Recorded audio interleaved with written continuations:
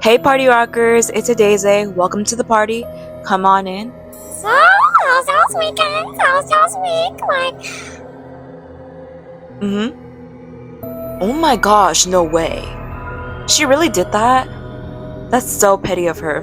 Anyways, here's how my week was. It was thebomb.com. And guys, why did no one tell me that the show Shameless is really good? it's genuinely really good. The only thing is Frank is The worst father of all time. usually I don't even say all that, but he genuinely is the worst father. He's an alcoholic. He's never there for his kids. His oldest daughter, Fiona, is literally watching all 5 of her siblings by herself.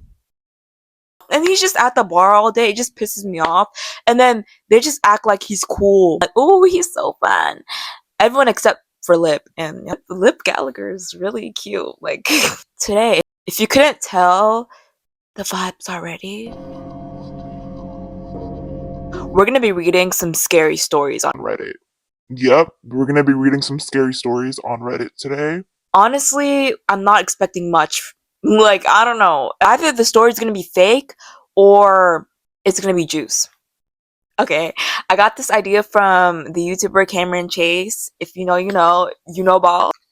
Let me just pull it up on my pink iPad. Ooh. Oh, yep, I know y'all are jealous. Y'all are jealous. Okay, this is in the Ask Reddit group. So, what are some True. scary experiences that you Redditors have been through? Okay, this first scary story is by the user Skelly6. Ooh, that's already giving me the heebie-jeebies. I was driving home through back roads I have never been on and came across a bookstore in a tiny town in the woods. That's how you know, a tiny town. Really? The bookstore was actually a house, where the front of the house had been converted into a store. There was a box on the porch that said, 50 books? Hold on, wait. 50-cent books, my bad. 50 cent. So I stopped to see if there were any Stephen King books in there. Middle-aged woman comes out with a huge smile and gives me a bowl of fruit and some tea. I'm like, this place is awesome, and rifle through books while eating fruit and downing the tea. Inside the store/home, there were a lot of cool art books and stuff, so I spent more time in there. She brought me more tea. Are you sure there's not nothing in that tea? Cause ain't no way, no shade. This creepy old lady keeps giving you tea. Now, me personally, I love tea. I'm not British, but I love tea. But she keeps giving you tea. There has to be some sedative or something. She brought me more tea, even when I said no, thank you. That's plenty. She kept refilling. Gave me dessert too, brownies and cookies. She would have gotten me.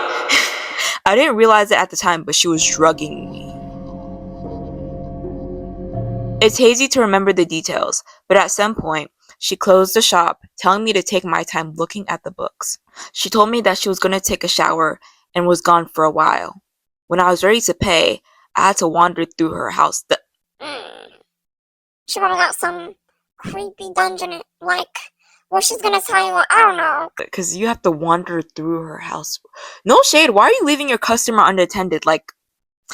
I found her in her bedroom. She was in bed. I'm pretty sure she was naked. At the time, I thought, weird, she's watching an exercise video in bed? Are you stupid? Let me stop, because that's mean. Later, I realized she was watching corn. So, You're watching corn while a customer is looking for books in your store, and you drugged him. You might think this is hot, but it isn't. She was my mom's age and had been telling me how she reminded me of her kids in school. That's So not hot. I told her I was ready to pay, and she told me how to open the register. So I went and opened it, put in what I thought I owed, took out the change, and left. When I stumbled outside, a fire engine drove by, screaming with sirens. In the distance was the glow of a big forest fire, and the stars were being covered by smoke. A tall man on a horse watched the fire truck pass. He looked right at me, took a piece of wood or something out of his mouth, and said, "Town's burning." I swear to God, I have a crystal clear memory of this happening, even though I'm sure it couldn't have. By this point, I guess, I was seriously tripping balls or something. I'm not a drug guy, so I don't know what I had. Because she drugged you? But I was out of my mind and could hardly walk. I got back in my car and drove home along twisting roads on tall cliffs above the ocean. Twice I realized I was on the wrong side of the road. One of the times I realized this because a massive truck was headed straight for me, about to be like final destination. I know I only have a permit, so I'm not a pro at driving or whatever, but How do you end up on the wrong side of the road twice? Not once, but twice. Twice I realized I was on the wrong side of the road. One of the times I realized this because a massive truck was headed straight for me, laying the horn and flashing its lights. I kept thinking about how my car could be like an airplane and a submarine if I drove off a cliff. I can't believe I made it home alive. Later I realized I was in that house for about 4 hours looking at books. At least that's what I Hope to hell I was was doing. A middle-aged woman drugged me, and I probably ended up as a gimp in her basement. So this was 15 years ago, and they posted an update. No, I never reported it. I guess I was embarrassed or something. I felt like I had been naive, I guess. A few years ago, I did go back. Wow, ooh, you went back. With some friends who wanted to see this place. I had some of the books I bought there, including one the woman let me borrow, though I never returned it, so I knew I wasn't completely crazy. We found the house/shop, but it isn't a bookstore anymore. Now it's a real estate company. No idea what happened to that lady, but it creeps me out just thinking about it. Let's debrief. Honestly, I don't know what I would have done. So basically, you go to this middle-aged woman's store/house looking for some books, and then she offers you tea and fruit. Okay, me personally, I feel like she would have. No, I feel like would she have gotten me? I feel like she would have with the tea. I can't even lie because usually I'm not really the type of person to eat someone else's food or whatever, but tea, I really love tea, so she would have gotten me. But she drugged me. So I don't know, what did she even put? Like shrooms? There's shroom tea, right? And I'm talking about mushrooms, YouTube, like mushrooms, not like drugas. Like mushrooms, like mushroom pie. Imagine you just want a Stephen King novel and you get drugged and you almost become some kind of like slave. Old lady is just weird. She was in her bedroom watching porn while her customers roaming around. Like, I don't know if it was some type of kidnapping plot. That wasn't really that scary to me. But I think the part about the person going back and it's not a bookstore anymore, it's a real estate company, that would have freaked me out because what is that old lady up to? She drugging more people? this one was 12 years ago by the user Mom Says I'm Pretty. True story. I was about 4 or 5 years old and my parents had just separated. My mom was living in a 2-bedroom apartment. I had my own bedroom, but I preferred to sleep in her bed whenever I was staying with her. Our 2 bedrooms were at the end of a hallway, directly across from each other. Our apartment was on the first floor, and I remember that it was in the middle of the summer and my mom had a window open in her room, which was directly behind the bed, above the headboard.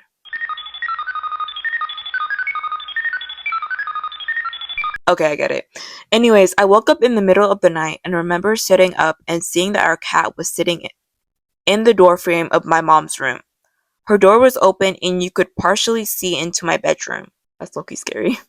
This was strange because our cat was typically always in bed with us. As I was watching him, he walked into my bedroom and meowed. I turned to face my mom and wake her up. In 3 or 4 seconds it took to wake up and ask me what was wrong. We both looked back up in the doorframe and there was a man standing by my open door. Oh, hell no. Yeah, okay, this is my first time reading this. Obviously, I skimmed through it to see if there's some like juicy keywords, but man, I feel like what would you do? No, like a stranger in your house is like the scariest thing ever to me. Like, well, not really the scariest thing, but okay, there was a man standing by my open door, making his way out of my bedroom. I still don't know how she managed to do it quickly, but my mother proceeded to pick me up and literally throw me out the Literally throw me out the screen window. Again, we were on the first floor and it was maybe a 3-foot drop to the ground. Okay, that's not bad, but I can't. She has some survival instincts for sure. She quickly followed me and we were able to start screaming for help and someone called 911. The police came but didn't see any signs of forced entry, only that our front door was unlocked, which led them to believe the man must have exited that way. The strange thing was, my mom swore up and down that she had locked the door that night, with the deadbolt and chain lock. About a week later, she was cleaning the kitchen and had opened our water heater closet and found a notebook with names and drawings, as well as a pair of gloves and some gum wrappers. The police were called again, but all they could do was speculate that the man had been in our house and hid until we were asleep. You know, I always see those stories about like people secretly living in someone else's house, but that's scary. Like, I don't know, because imagine you're just living your life, but there's a man in your basement just living there and you don't even know. That's scary to me. Okay, edit. Just to clarify, our apartment was on the ground level, so my mom didn't hurl me into potential paralysis. Just a 3-ish foot drop to the grass. Who knew what the man was there to do? Like, was he trying to... He definitely wasn't trying to rob anybody. I feel like... Because obviously... I don't know. Was he trying to rob them? Was he trying to kill them? Was he just trying to kidnap them? I don't know. That's scary as heck. And I feel like... I mean, they're lucky, I feel, to live on the first floor and to have a window right above your headboard where you could just leave if something happens. That's so lucky, and I'm so glad that they're okay. Because imagine if they lived on the 35th floor. What would they have done? I guess like close the door quickly and call 911, but what if the man just bangs the door down? Like, someone asked the original person, were there any signs? They replied, Eek, I'm sure you're okay as long as you keep all your windows and doors locked. The only potential sign was that my mom noticed someone stealing her lady garments out of the communal washing machines for a few weeks prior to the incident. This was in the early 90s, so security cameras weren't too common in apartment areas. The theft stopped after the break-in. Y'all, be careful, take precautions, lock your doors, lock your windows. If anything keeps going missing inside your house or apartment, Someone's probably in there hiding, I can't lie. sorry to break it to you. Okay, this next one is by the user UMSCO226. Sorry, I don't know why I had an aneurysm. I posted this before, but here we go again. Was the first post not enough for you? It was grade 11, and I had just moved to a new town. I quickly became attracted to this one girl, and would have given my left nut for a date. We got paired up to be partners in our food and fabrics class, and I totally pulled out all the stops. I was doing whatever it took to get a date with this girl. Okay, yearner. In the class, there were a couple projects where you could... I can't read. In the class, there were a couple projects where you would have to sew a pillowcase or a pair of pajamas, etc. My family didn't have a sewing machine, so we would do the projects at her house. Upon these visits, I began to question how badly I wanted this girl. She lived in what appeared to be a wood cabin. That's the first red flag, no shade, because why are you in a cabin? And her father seemed legitimately insane. The walls were lined with animal skulls. The guy was a hardcore hunter. He had bear skin rugs and antlers all over the place. He would always walk around with his shirt off, drinking a Budweiser, chewing tobacco, carrying a shotgun. He never spoke a word to me. That's weird. Okay, so everything else wasn't weird, but the fact that he never spoke to this kid, that's... How is your kid gonna have a friend over and you're not gonna say hi to them or speak to them in any way? Rude. Someone didn't learn manners. By this time, I was starting to gain some friendships in the school, and one of the guys I met, Neil, noticed that I'd taken a liking to her. He then asked me if I heard about her parents. He then proceeded to tell me that her dad killed mom and got away with it. Her body was found in the middle of town, dumped by a couple of rounds from a shotgun. He got off on the charges from lack of proof, and she had to live with him because he was her last living relative. Oh my gosh. That's horrible. Okay, let me get this straight.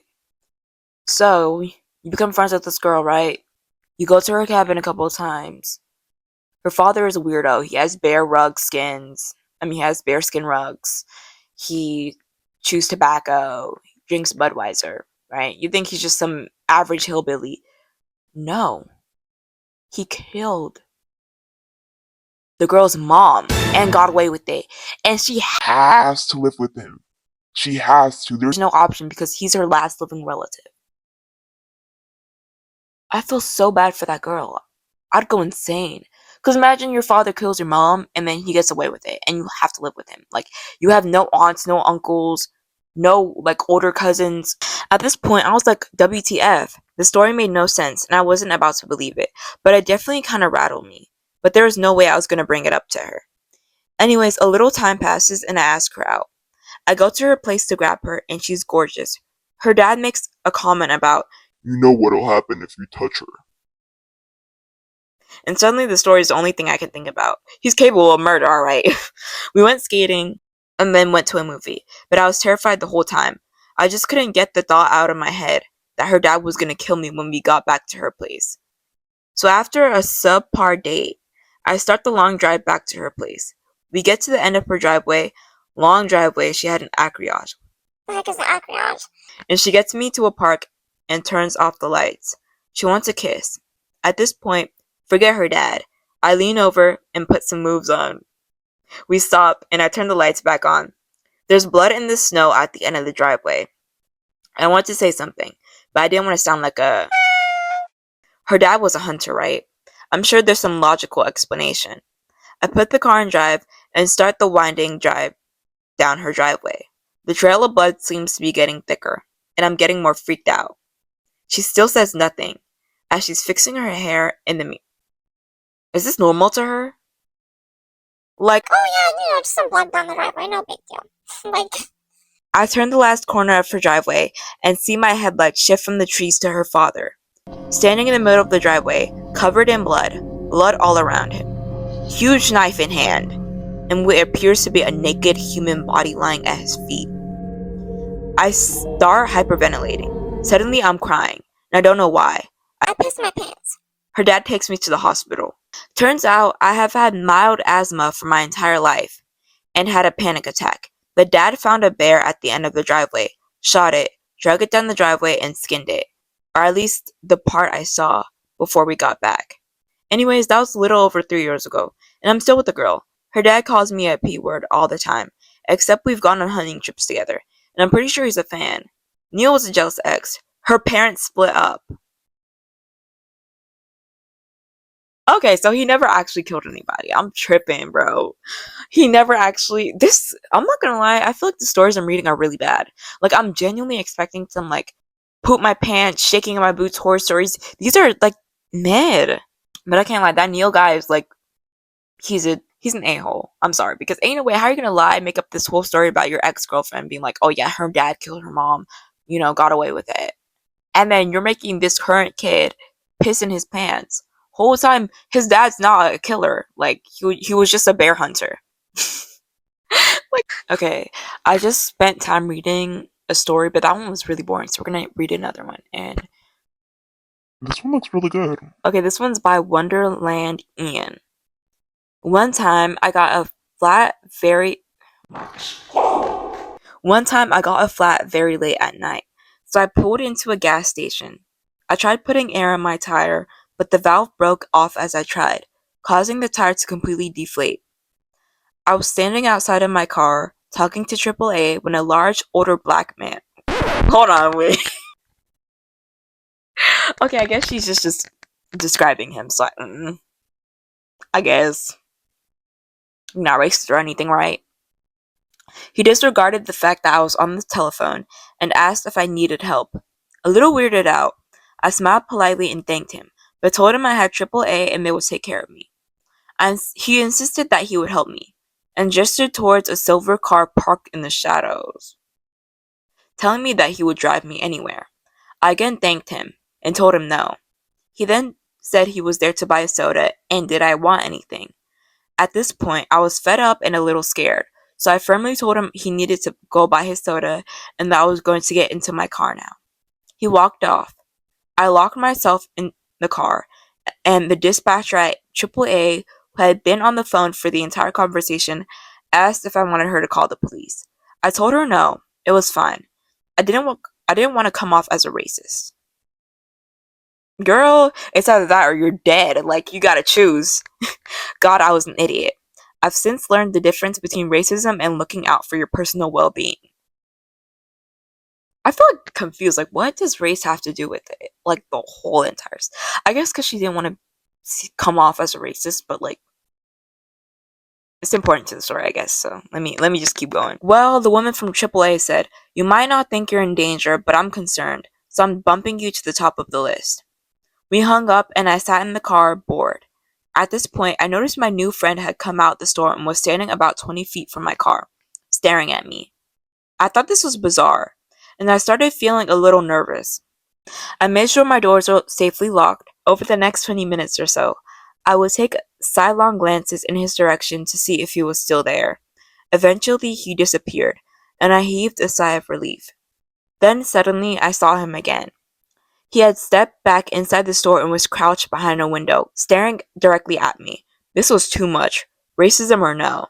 I was freaked out. So I called 911. As you should.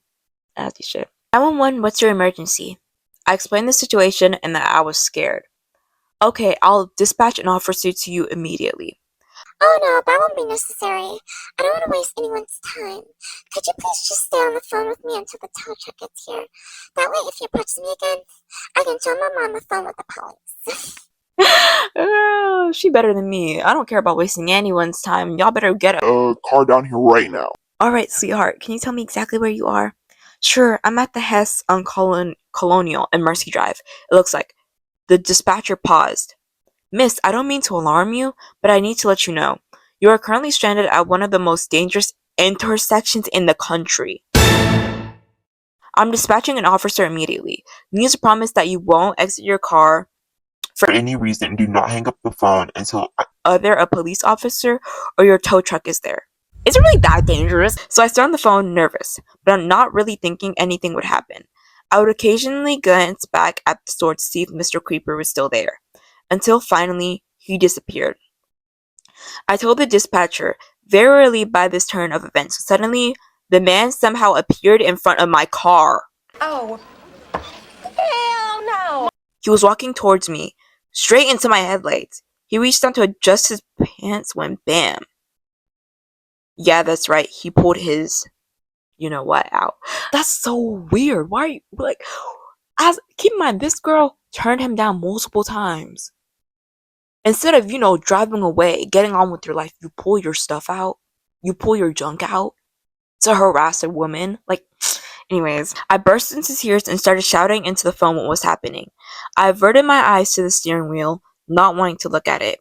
Now, since I was looking at my steering wheel, it came as quite a surprise when he appeared at my passenger door and tried to force his way in. Adrenaline is a funny thing. No longer was I a broken victim, I was pissed.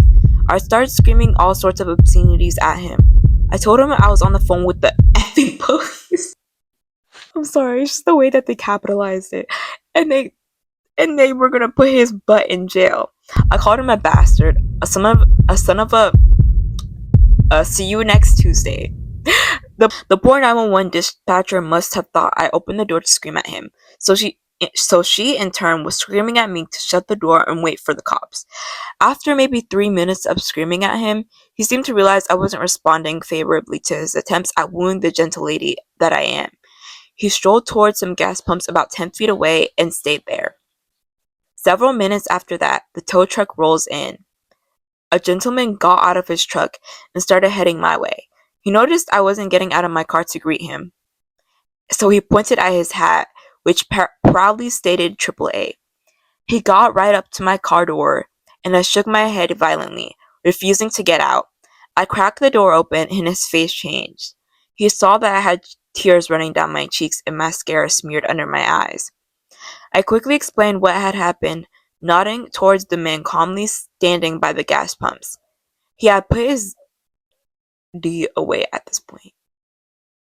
Why did he even have it out in the first place? I saw the tow truck driver's face harden. Did he hit you?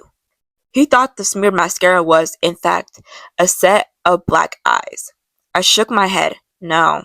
Lock your doors and tell the police to get here now. I'm going to make sure this poop head doesn't leave. I watched him walk over to Mr. Creeper and held my breath, expecting fists to be thrown. Instead, I saw what looked like a very cordial conversation. I found out after that he decided to pleasantly ask for directions to keep him here. Get the police up. Get the police there. The police showed up. Wait. Suddenly, we heard sirens.